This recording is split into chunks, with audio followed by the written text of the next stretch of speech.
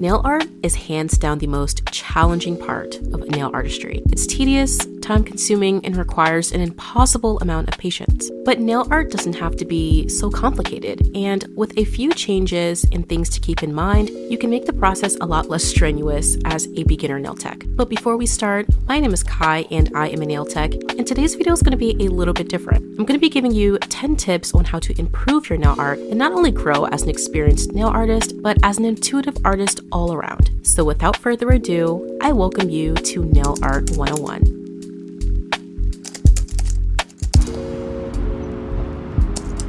One of the most important things that I had to keep in mind when I first dipped into nail art was that a clean and smooth base made all the difference. You could be the best nail artist in the world, but without a perfected canvas, your skill won't be able to shine through. For example, my first and most difficult challenge that I personally had to work through was my extension process and making it as quote-unquote perfect as I could get it. Now, the extension process is one that will never entirely be perfect, of course, and perfection is not something that I would ever recommend striving for as an artist. But with smooth and clean extensions that are free of lumps and bumps and scratches, your nail art ends up looking exponentially better. For me personally, I like to follow the motto, happy base, happy nail art. So with smooth application and smooth shaping, your work surface will be a lot easier to work with.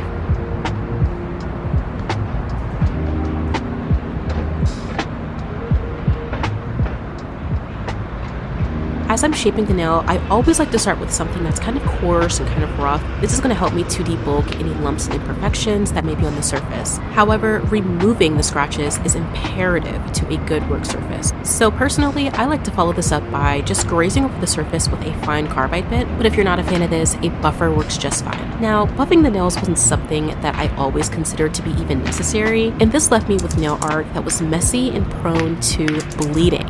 If you're confused as to what bleeding is, this is what happens when small amounts of gel polish flood into the scratches on the surface, and it creates a feather-like and sometimes blurry appearance. And when you're doing nail art that requires precision and crispy lines, this is going to completely ruin the process.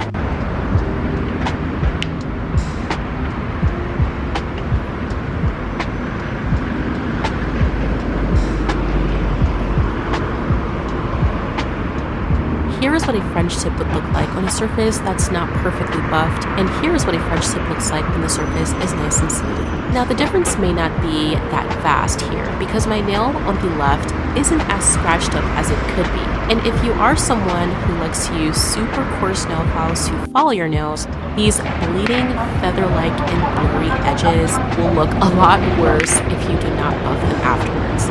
So, I say all this to say, a smooth base is going to give you smooth and crisp nail art. Okay, I know what you're thinking. This is definitely a no-brainer. Of course, you definitely need to practice. But I want to emphasize the importance of practicing nail art before you have to execute it. This will give you some time to mess up and learn from your experience before you actually have to do it on, let's say, a client, or even if you're just playing around on your own nails. Because nothing is worse than not knowing what you're doing while you're doing it. There are multiple ways that you can practice nail art, of course, and it's really all up to personal preference. I prefer to use my own nails as practice nails, but of course you could definitely use a practice hand, you could practice on swatch sticks or even a friend, or you can even practice on nail sheets such as this one. All are completely okay and can definitely help you garner a sense of direction when you're doing something that you don't know how to do.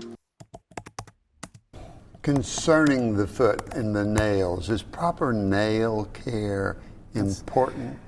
It's important for everybody, but in the diabetic community, probably more so. When you don't have feeling and don't have circulation, a small ingrown toenail or a small sharp corner that's left can cut the opposite toe or into the adjacent toe. Next thing you know, that turns into infection itself.